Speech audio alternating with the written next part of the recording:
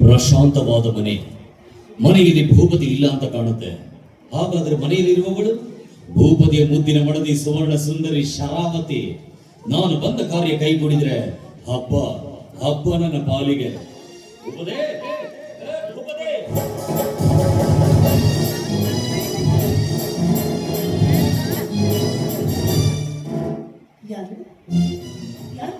ನಾನು ಯಾರು ಅನ್ನೋದು ಆಮೇಲೆ ಮೊದಲು ನೀನು ಯಾರು ಹೇಳ. ನನ್ನ ಮನೆಗೆ ಬಂದು ನನಗೆ ಯಾರು ನೀನು? ಯಾರು ನೀನು? ತಮಗೆ ಯಾರು ಬೇಕಾಗಿತ್ತು? ಭೂಪತಿ ಬೇಕಾಗಿತ್ತು. ಆ ಭೂಪತಿಯವರೇ ನನ್ನ ಪತಿ. ನಾನವರ ಸತಿ ಶರಾವತಿ. ಓಹೋ, ಭೂಪತಿಯ ಹೆಂಡತಿಯೇ ನೀನು?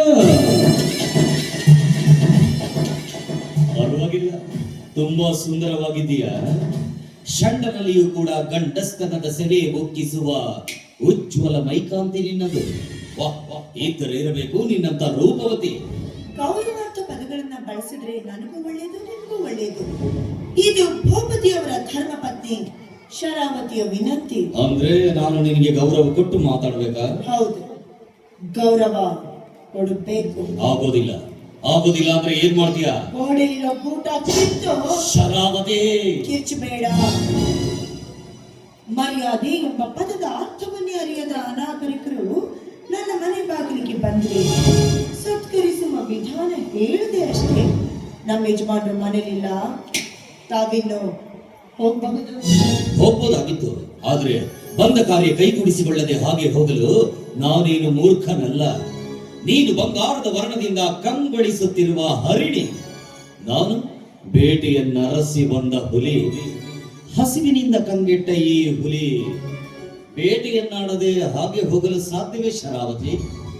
ನಿನ್ನ ಗಂಡ ದೇಶಭಕ್ತ, ಸಮಾಜ ಸೇವೆಯ ಹುಚ್ಚಿನಿಂದ ಊರಿಗೆ ಉಪಕಾರಿಯಾಗಿ ಮನೆಗೆ ಮಾರಿಯಾಗಿ ಮಾಡಿಕೊಂಡ ಹೆಂಡತಿಯನ್ನು ಲೆಕ್ಕಿಸದೆ ಊರೂರು ಅಲಿಯುತ್ತಾ ಇದ್ದಾನೆ. ಹಾಗಾಗಿ ಈ ಅರಮನೆಯ ಅರಗಿಳಿಯನ್ನು ರಂಜಿಸಲು ಬಂದಿದ್ದಾನೆ ಈ ಉರುಕಪ್ಪ. ತಿಳಿಲಿಲ್ವಾ? ತಿಳಿದಿದ್ರು ಗಂಡಸಿನ ಬಾಯಿ ಬಿಡಿಸಿ ಕೇಳುವುದು ರಸಿಕ ಹೆಣ್ಣಿನ ಚಾಣಾಕ್ಷತನ. ಇನ್ನು ಬಾಯಿ ಬಿಟ್ಟು ಹೇಳುವುದು ಗಂಡಸಿನ ದೊಡ್ಡತನ. ಅದುವೇ ಪ್ರೇಮ ಮಿಲನ, ಧರೆಯಲ್ಲಿ ಕಾಣುವ ಪ್ರೇಮ ಸಾಧನ. ನೀನು ಹೂ ಅನ್ನೋದಾದ್ರೆ ಏನಂತೀಯ ಶರಾವತಿ?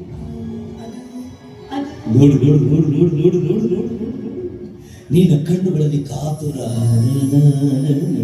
ಮುಖದಲ್ಲಿ ನಾಚಿಕೆ, ತುಟಿಯಲ್ಲಿ ಅದರುವಿಕೆ, ಮನಸ್ಸಿನಲ್ಲಿ ಆಸೆಗಳನ್ನು ಇಟ್ಕೊಂಡು ಆತ್ಮವಂಚನೆ ಮಾಡ್ಕೋಬೇಡ. ಏನಂತೀಯ ಸುಂದರಿ? ಕೇಳ್ತೀಯಲ್ಲ ಶರಾವತಿ, ಕೇಳ್ತೀಯಲ್ಲ? ಒಂದೇ ಮಾತಿನಲ್ಲಿ ಹೇಳಬೇಕಾದ್ರೆ ಆ ಬ್ರಹ್ಮನ ಮಾನಸ ಸೃಷ್ಟಿಯೇ ನೀನು. ಈ ಸೌಂದರ್ಯಕ್ಕೆ ಅಲಕ್ಷ್ಯ ಮಾಡಿದರೆ ಮಾಸಿ ಹೋದಾಳು ಎಂಬ ಕಲ್ಪನೆಯಿಂದ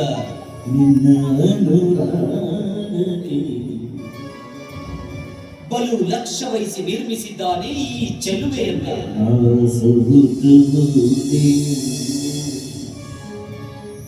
ಈ ಪೆಣ್ಮಣಿಯ ಕಮಲ ಸೇಬುಗಲ್ಲ ನಿರ್ಮಲ, ಹೊರಗಿಲ್ಲ ಸೊಕ್ಕಿಲ್ಲ ಯೌವನ ಮಾಸಿಲ್ಲ. ಈ ಚಂದ್ರದ ಗೊಂಬೆಗೆ ಅಧಿಪತಿಯಾಗಲು ಅಪ್ಪಣೆ ದೊರೆಯಲಾರದೆ ಶರಾವತಿ. ಭಯ ಏನೇ ಬಂದರೂ ದಕ್ಕಿಸಿಕೊಳ್ಳುವ ಈ ಧೀರ ದೊರೆ ಇರಲು ನಿನಗೆ ಭಯವೇ? ಆ ಭಯದ ಬಾಧೆಯಿಂದ ಹೊರಬಂದು ಪ್ರಣಯದಾಲಯಕ್ಕೆ ಕಾಲಿಡು. ಬಾವಿ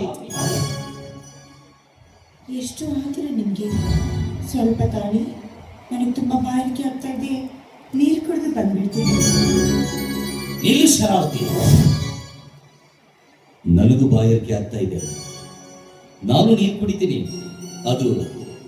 ಅದು ನೀನು ಕಚ್ಚಿ ಬಿಟ್ಟ ಪಾತ್ರೆ. ನೀರು ಕೊಡ್ತೀಯ ಶರಾವತಿ?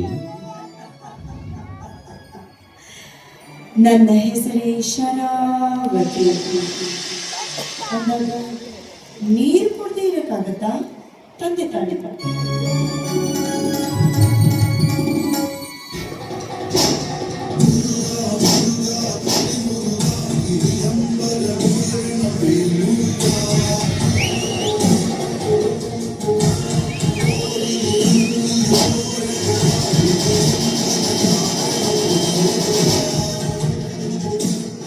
ಭೂಪತಿ, ಇನ್ನು ಮುಂದೆ ನಿನ್ನ ಹೆಂಡತಿಗೆ ನಾನು ಪ್ರೇಮಿ, ನಿನ್ನ ಪಾಲಿಗೆ ಸುನಾಮಿ, ನಿನ್ನ ಮರ್ಯಾದೆಯ ಮಹಲು ನೆಲ ಕಚ್ಚುವ ಸಮಯ ಬಂದಾಯ್ತು. ಉರುಗ ಉರುಗಪ್ಪ, ಉಂಡಾಡಿ ಉರುಗಪ್ಪ ಈ ಅಪ್ಪ.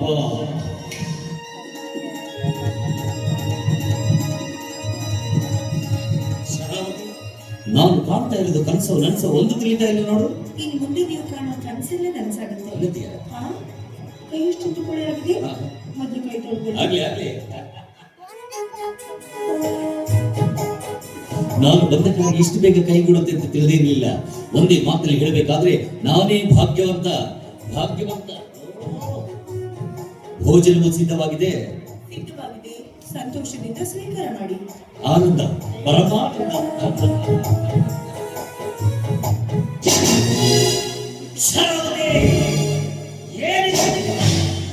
ನನ್ನ ಗಂಡ ಮೆಟ್ಟಿ ಬಿಟ್ಟ ಚಪ್ಪಲಿ.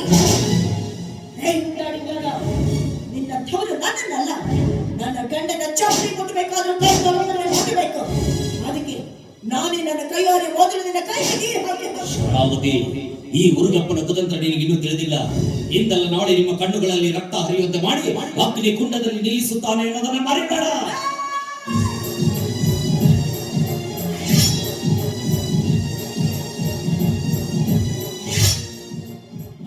ದೇಶಭಕ್ತರ ಹೆಂಡತಿ ನಾನು ಶರಾವತಿ. ಶರಾವತಿ, ಭೂಪತಿ ಎರಡು ಹೆಸರು ಒಂದೇ ಉಸಿರು. ನನ್ನ ಗಂಡ ಹೇಳಿದ್ದನ್ನೇ ಹೇಳ್ತೀನಿ, ಮಾಡಿದ್ದನ್ನೇ ಕತ್ತಲಲ್ಲಿರುವವರಿಗೆ ಬೆಳಕು ನೀಡುವ ಶರಾವತಿ ನಾನಿರೋ. ಹೌದು, ನಿನ್ನಂತ ಮುರುಗದ ಕಣ್ಣ ಕೀಳು ಹೌದು ಹೌದು. ಹೇ ಮುರುಗ, ಈ ಪ್ರಕರಣ ಪ್ರಕಟವಾಗದೇ ಇರಬೇಕಾದ್ರೆ ನಾನು 3 ವರ್ಷಗಳಾಗಿ ಈ ಜೋಡ್ ಚಪ್ಪಲಿನ ನಿನ್ನ ತಲೆ ಮೇಲೆ ಇಟ್ಕೊಳ್ಬೇಕು.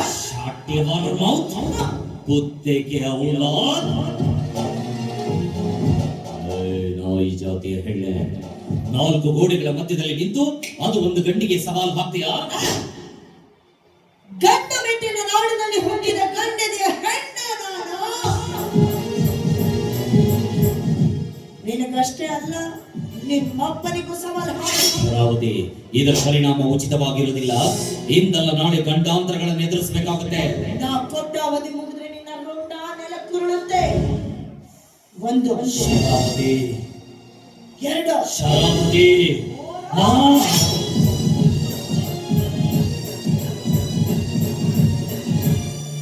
ನಿಲ್ಲು.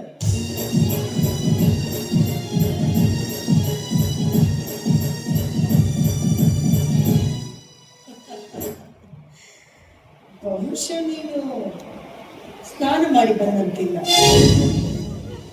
ನಿನ್ನಂಥವನ ತಲೆಯ ಮೇಲೆ ನನ್ನ ಗಂಡನ ಚಪ್ಪಲಿ ಇಟ್ರೆ ಅದು ಅಪವಿತ್ರವಾಗುತ್ತೆ. ಅಲ್ಲದೆ ಸಣ್ಣ ತಪ್ಪಿಗೆ ದೊಡ್ಡ ಶಿಕ್ಷೆ ಕೊಡೋದು ಅಹಂಕಾರದ ಪರಮಾವಧಿ ಆಗುತ್ತೆ. ದಯೆ, ಮಾನವೀಯತೆ, ಧೀಮಂತಿಕೆಯ ತವರು ಈ ಮನೆ. ಅದಕ್ಕಾಗಿ ನಿನ್ನನ್ನು ಬಿಡ್ತಾ ಇದ್ದೀನಿ. ನಿನಗೆ ಮಾನ ಪ್ರಾಣದ ಭಿಕ್ಷೆ ಕೊಟ್ಟಿದ್ದೀನಿ.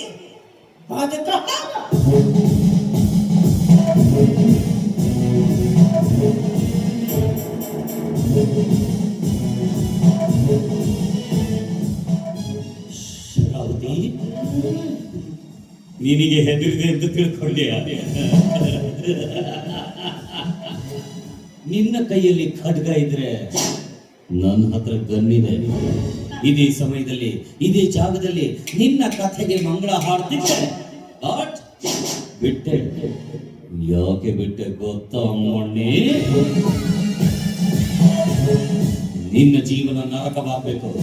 ನೀನು ನಿನ್ನ ಗಂಡ ಜೀವಂತ ಹೆಣವಾಗಬೇಕು. ಹಾಗೆ ಮಾಡ್ತಾನೆ ಈ ಉರುಗಪ್ಪ. ಮಾತಾಡಿದ್ದನ್ನ ಮೊದಲು ಮಾಡ್ತೋರ್ಸು. ನನ್ನ ಎಡಗಾಲಿನ ಚಪ್ಪಲಿ.